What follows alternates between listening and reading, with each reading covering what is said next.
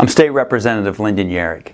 For the first time in Delaware history, our state operating budget now exceeds $4 billion. Over the last 10 years, which included the Great Recession, state spending rose by nearly $1 billion. That's a growth rate of almost 32% and is not sustainable. We are already starting to see reasons for concern. In the most recent forecast, state revenues expected to be available at the start of the next fiscal year dropped by $168 million. And there's more trouble on the horizon. A group of 21 states have filed a lawsuit against Delaware in the United States Supreme Court, challenging our state's claim to abandon property from companies incorporated here. That is a source of revenue that generates more than $500 million annually, and a ruling against Delaware could be devastating.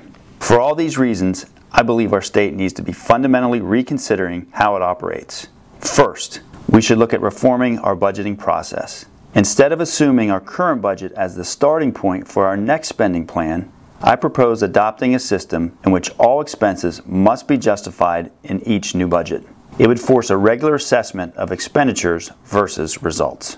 Secondly, our state has been systematically undercutting the Auditor of Accounts, the entity responsible for fighting fraud and finding waste in government. Over the last 10 years, total staffing has been cut by more than a third.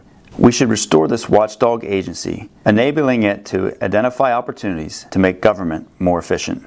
Lastly, we need to seriously look at how our state finances its operations to increase equity, stability, and predictability. As we look at an uncertain future, state government needs to seize the initiative before conditions force us down a path not of our own choosing.